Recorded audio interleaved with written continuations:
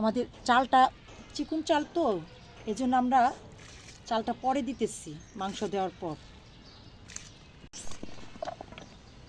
আজকে আমি সবজিগুলি বড় করে কাটছি। মিষ্টি কুমড়োর কালারটা অনেক সুন্দর। এখানে লাউ, মিষ্টি কুমড়ো, আলু, মটরশুঁটি দিব, লবণ দিতেছি। শীত চলে যেতেছে, গরমের সময় এই পাতলা খিচুড়িটা খাওয়া যায় না, আর এমন সবজিও পাওয়া যায় না। গরম গরম খিচুড়ি একমাত্র শীতের সময় ভালো লাগে। আজকে আসসালামু আলাইকুম, হাসনা ইজি রেসিপি থেকে আপনাদেরকে স্বাগত জানাচ্ছি।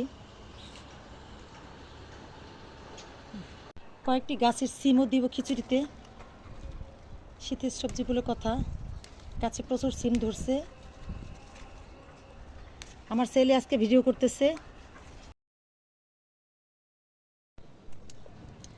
আজকের খিচুড়িটা একটু বিশেষত্ব আছে, সেটা হলো আজকে টক বড়ই দিয়ে আমরা এই পাতলা খিচুড়িটা খাবো। যেহেতু আজকে আমার ছেলে আমার সাথে ভিডিও করতেছে, তা এখন ও আমার ছোটোবেলার গল্প শুনতে চাইতেছে। তো একবার আমি যখন ক্লাস 4-এ পড়ি তখন বই কিনতে গেছিলাম। দর্শক, এই হলুদ মরিচটা একটু পরে দিলাম, কারণ আগে দিলে বেশি জাল পড়লে কালারটা নষ্ট হয়ে যায়। আদা রসুন বাটাটা এখন দেবো।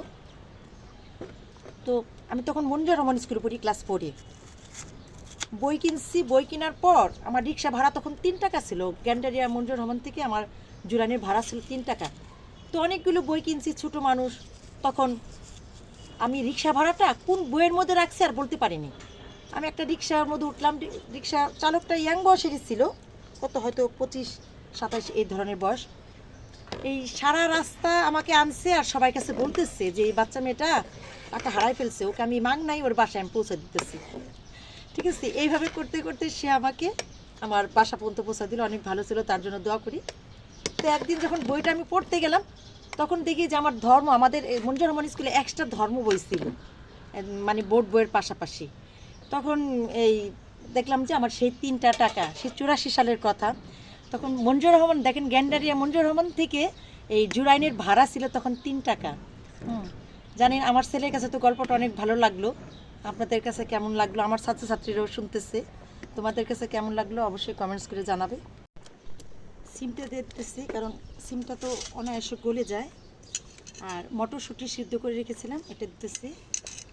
গরম মশলার সব উপকরণ আছে, জিরা, গরম মশলা। এর জন্য আমি আর আলাদা করে গরম মশলা দিলাম না।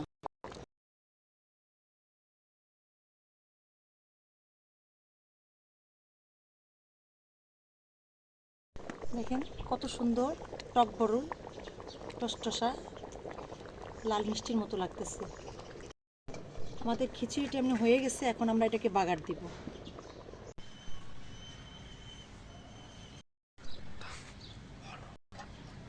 আসলে গরুর মাংস ছাড়া এই খিচুড়িটা মজা লাগে না। আজকে বাড়ির কাউকে সাথে নিয়ে নেই, আজকে আমি একাই, মানে আমার পরিবারের সদস্যরা খাবো, এই জন্য এত কম। যে কোনো কিছু বাগারের মজাটা কিন্তু রসুনে, আমি রসুন দিতে ভুলে গেছিলাম। এখন রসুন আমি রাঁধুনি আর হলো মেথি, এই দুইটা ছাড়া আমার বাগার চলে না।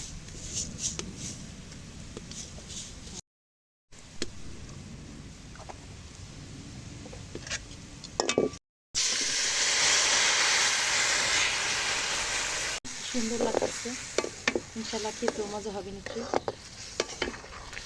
আমাদের খিচুড়ি রান্না শেষ। কাঁচামরিচটা সবার শেষে দিলাম, কারণ কাঁচামরিচের একটা ফ্লেভার থাকে, সেটা বেশি সিদ্ধ হলে থাকে না।